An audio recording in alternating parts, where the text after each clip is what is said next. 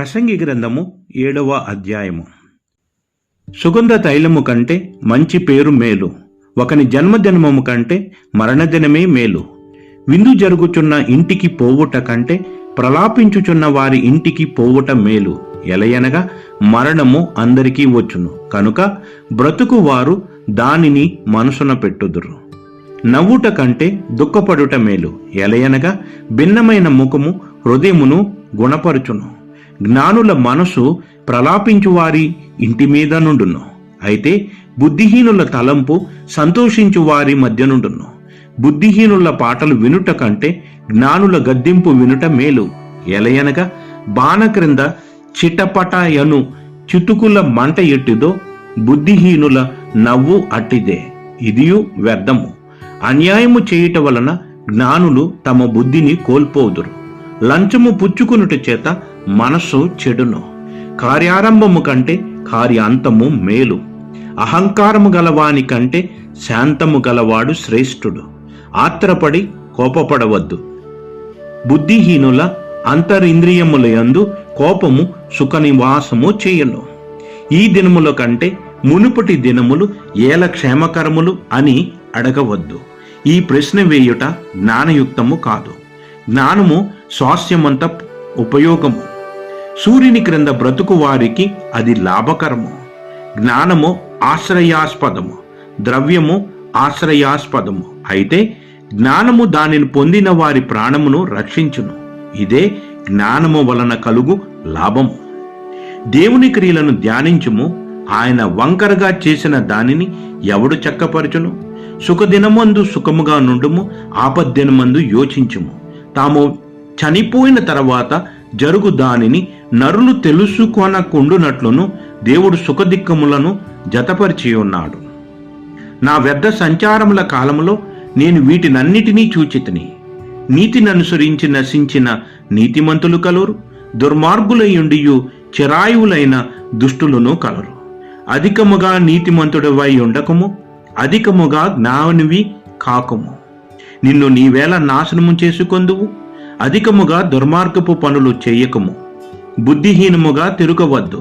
నీ కాలమునకు ముందుగా నీవేళ చనిపోదువు. నీవు దీన్ని పట్టుకొని ఉండుటయు దానిని చేయి విడువకుండుటయు మేలు. దేవుని యందు భయభక్తులు కలవాడు వాటన్నిటినీ కొనసాగించును.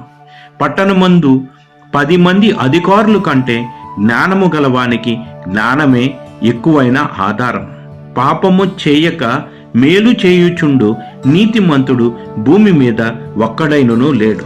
నీ పనివాడు నిన్ను శపించుట నీకు వినబడకుండునట్లు చెప్పుడు మాటలు లక్ష్య పెట్టకము. నీవును అనేక మార్లు ఇతరులను శపించితవని నీకే తెలిసి ఉన్నది కదా.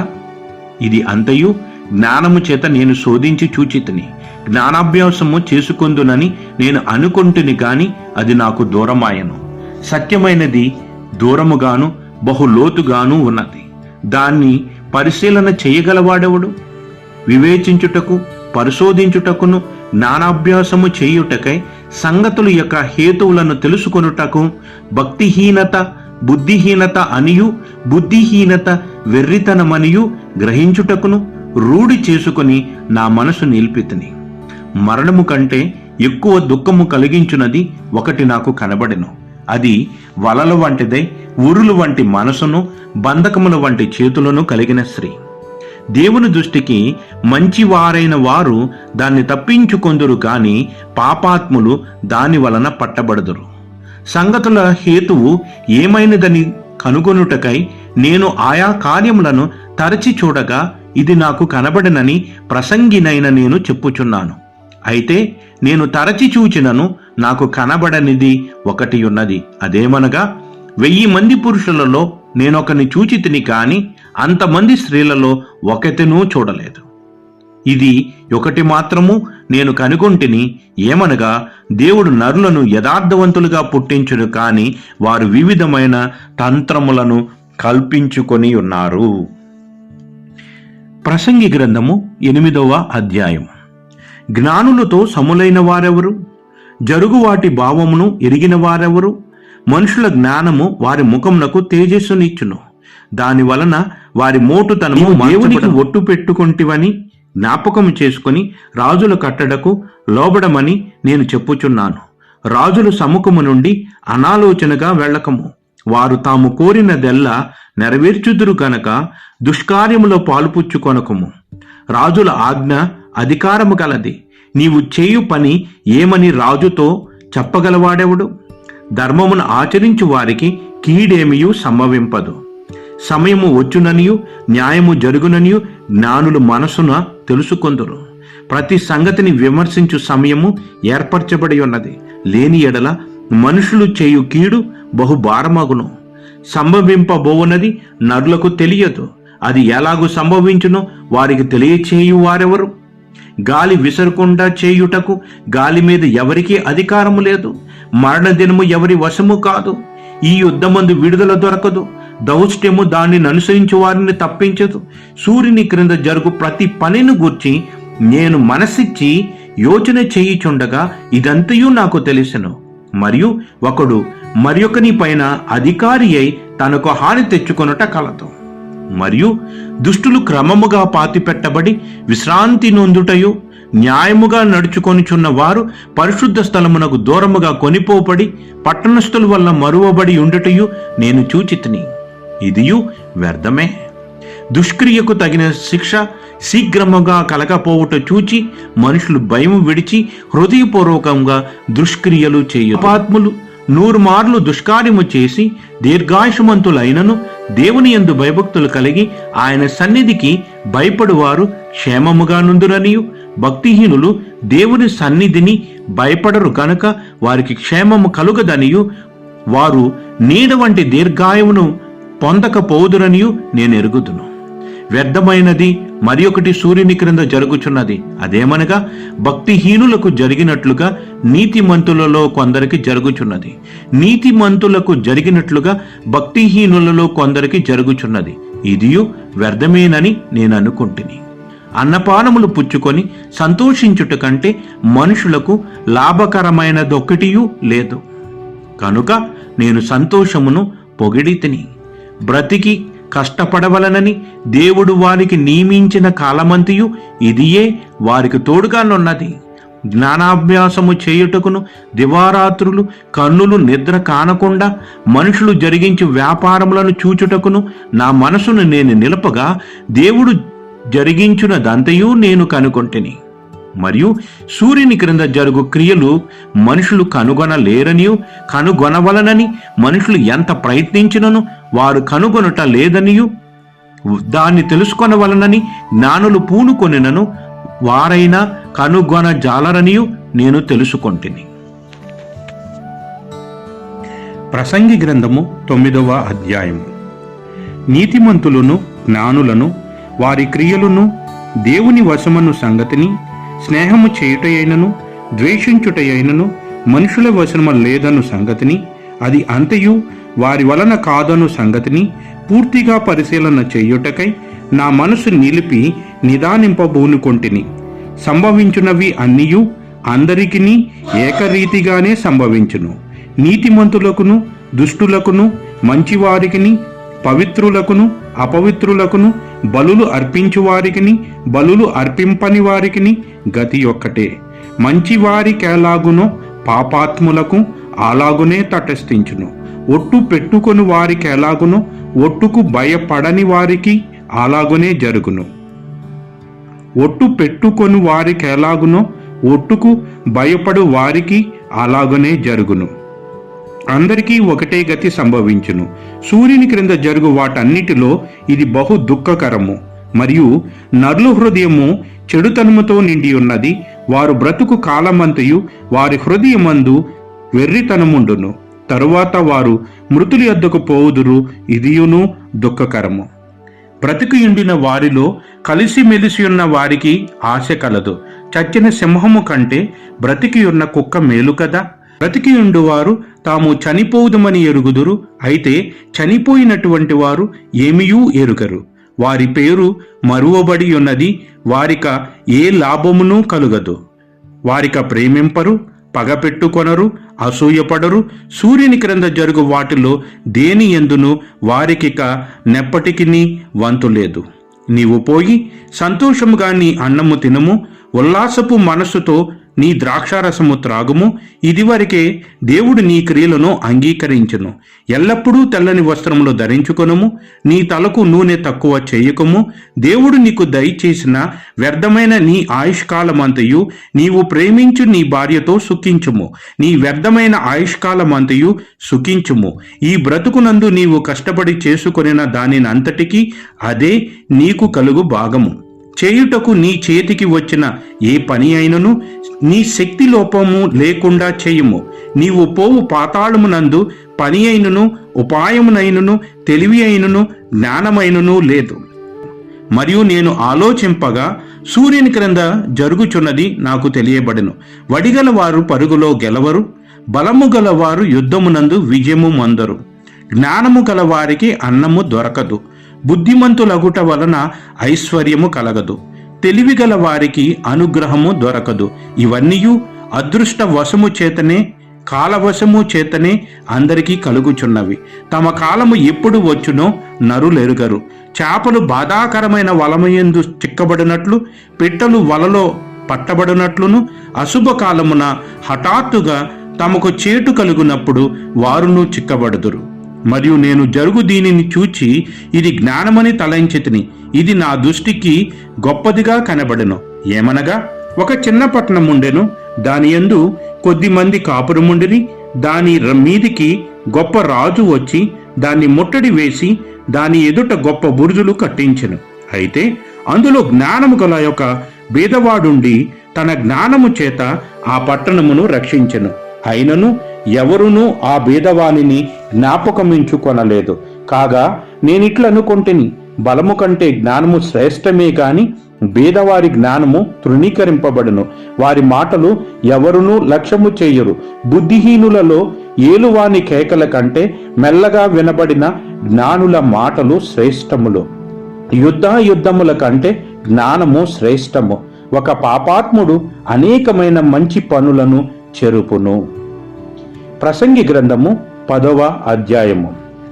బుక్కావాని తైలములో చచ్చిన ఈగలు పడుట చేత అది చెడు వాసన కొట్టును. కొంచెము బుద్ధిహీనత త్రాసులో ఉంచిన ఎడల జ్ఞానమును ఘనతను తేలగొట్టును. జ్ఞాని యొక్క హృదయము అతని కుడి చేతిని ఆడించును, బుద్ధిహీనుని హృదయము అతని ఎడమ చేతిని ఆడించును. బుద్ధిహీనుడు తన ప్రవర్తనను గుచ్చి అధైర్యపడి తాను బుద్ధిహీనుడని అందరికీ తెలియచేయును. ఏలువాడు నీ మీద కోపపడిన ఎడల నీ ఉద్యోగము నుండి నీవు తొలగిపోకము. ఓర్పు గొప్ప ద్రోహ కార్యములు జరగకుండా చేయును. పొరపాటున అధిపతి చేత జరుగు దుష్కార్యమొకటి నేను చూచితిని. ఏమనగా, బుద్ధిహీనులు గొప్ప ఉద్యోగములలో ఉంచబడుటయు, గనులు క్రింద కూర్చుండటయు, పనివారు గుర్రముల మీద కూర్చుండుటయు, అధిపతులు సేవకుల వలె నేలను నడుచుటయు నాకు అగుపడెను. గొయ్య త్రవ్వవాడు దానిలో పడును, కంచె కొట్టు వానిని పాము కరుచును. రాళ్లు దొర్లించువాడు వాటి చేత గాయము నొందును.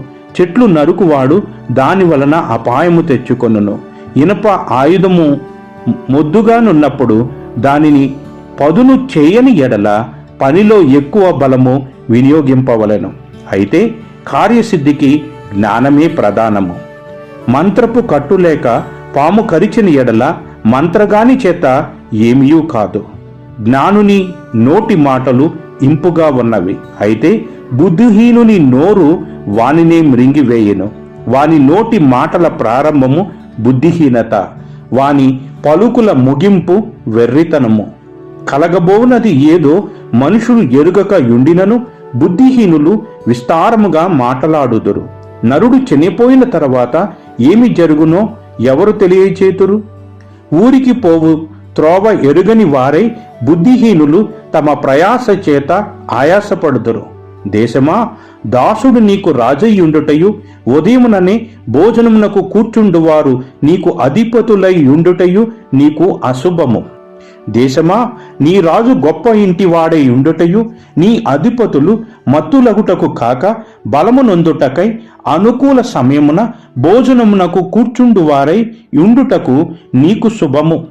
సోమరితనము చేత ఇంటి కప్పు దిగబడిపోవును. చేతుల బద్ధకము చేత ఇల్లు కురియును. నవ్వులాటలు పుట్టించుటకై వారు విందు చేయుదురు. ద్రాక్షారస పానము వారి ప్రాణమునకు సంతోషకరము. ద్రవ్యము అన్నిటికీ అక్కరకు వచ్చును. నీ మనసునందైనను రాజును శప్పింపవద్దు. నీ పడక గదిలోనైనను ఐశ్వర్యవంతులను శప్పింపవద్దు. ఎలయనగా ఆకాశ పక్షులు సమాచారము కొంచుపోవును, రెక్కలు గలది సంగతి తెలుపును. ప్రసంగి గ్రంథము 11వ అధ్యాయము. నీ ఆహారమును నీళ్ల మీద వేయుము, చాలా దినములైన తర్వాత అది నీకు కనబడును. 7 8 భాగము పంచిపెట్టుము. భూమి మీద ఏమి కీడు జరుగునో నీ వెరుగువు. మేఘములు వర్షములతో నిండి ఉండగా అవి భూమి మీద దాన్ని పోయిను. మ్రాను దక్షిణముగా పడినను ఉత్తరముగా పడినను అది పడిన చోటనే ఉండును. గాలిని గుర్తుపట్టువాడు విత్తడు, మేఘములను కనిపెట్టువాడు కోయడు. చోలాలి గర్భమందు ఎముకలు ఏ రీతిగా ఎదుగునది నీకు తెలియదు. గాలి ఏ త్రోవను వచ్చునో నీవు ఎరుగవు. అలాగునే సమస్తమును జరిగించు దేవుని క్రియలను నీవెరుగవు. మందు విత్తనము విత్తుము, అస్తమయమందును నీ చేయి వెనుక తీయక విత్తుము. అది ఫలించునో ఇది ఫలించునో లేక రెండును సరి సమానముగా ఎదుగునో నీవు ఎరుగవు. వెలుగు మనోహరమైనది, సూర్యుని చూచుట కన్నులకు ఇంపుగానున్నది. ఒకడు చాలా సంవత్సరములు బ్రతికిన ఎడల చీకటి గల దినములు అనేకములు వచ్చునని ఎరిగి ఉండి తాను బ్రతుకు దినములన్నీయు సంతోషముగా ఉండవలెను. రాబోవునదంతయు వ్యర్థము. యవ్వనుడా, నీ యవ్వన కాలమందు సంతోషపడము. నీ యవ్వన కాలమందు నీ హృదయము సంతుష్టిగా ఉండనిమ్ము.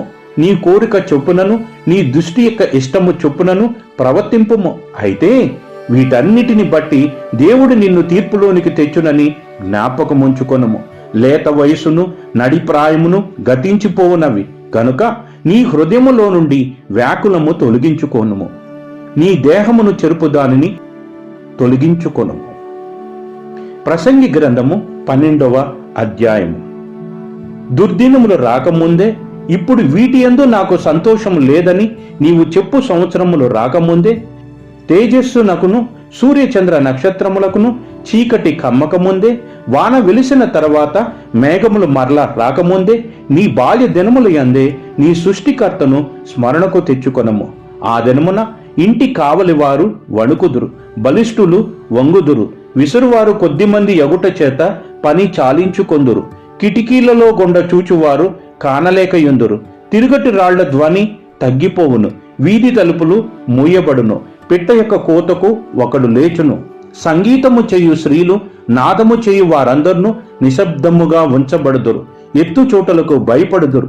మార్గముల యందు భయంకరమైనవి కనబడును. బాదము వృక్షము పువ్వులు పుయ్యును, మిడత బరువుగా ఉండును, బొడ్డ బుడుసర కాయ పగులును. ఎలయనగా ఒకడు తన నిత్యమైన ఉనికి పట్టునకు పోవుచున్నాడు. వాని నిమిత్తము ప్రలాపించువారు వీధుల్లో తిరుగుదురు. వెండి త్రాడు విడిపోవును, బంగారు గిన్నె పగిలిపోవును, దారి యొద్ద కొండ పగిలిపోవును, బావి యొద్ద చక్రము పడిపోవును. మన్నైనది వెనకటి వలనే మరలా భూమికి చేరును. ఆత్మ దాను దయచేసిన దేవుని యొద్దకు మరలపోవును. సమస్తము వ్యర్థమని ప్రసంగి చెప్పుచున్నాడు. సమస్తము వ్యర్థము. ప్రసంగి జ్ఞానియుండెను. అతడు జ్ఞానులకు జ్ఞానమును బోధించెను. అతడు ఆలోచించి సంగతులు పరిశీలించి అనేక సామెతలు అనుక్రమపరచెను. ప్రసంగి ఇంపైన మాటలు చెప్పుటకు పూనుకొనెను. సత్యమును గుర్చిన మాటలు యథార్థ భావంతో వ్రాయుటకు పూనుకొనెను. జ్ఞానులు చెప్పు మాటలు ములు కోలల వలెను చక్కగా కూర్చబడి బిగగొట్టబడిన మేకు వలెనున్నవి. అవి ఒక కాపరి వలన అంగీకరింపబడినట్టు ఉన్నవి. ఇదియుగాక నా కుమారుడా, హితోపదేశములు వినుము. పుస్తకములో అధికముగా రచింపబడును, దానికి అంతము లేదు. విస్తారముగా విద్యాభ్యాసము చేయుట దేహమునకు ఆయాసకరము. ఇదంతయు వినిన తర్వాత తేలిన ఫలితార్థమిదే. దేవుని యందు భయభక్తులు కలిగి ఉండి ఆయన కట్టడలను అనుసరించి నడుచుచుండవలను. మానవ కోటికి ఇదియే విధి. గూఢమైన ప్రతి అంశమును గుర్చి దేవుడు విమర్శ చేయనప్పుడు ఆయన ప్రతి క్రియను అది మంచిదే గాని చెడ్డదే గాని తీర్పులోనికి తెచ్చును. ఇంతటితో ప్రసంగి గ్రంథము ముగింపబడి ఉన్నది.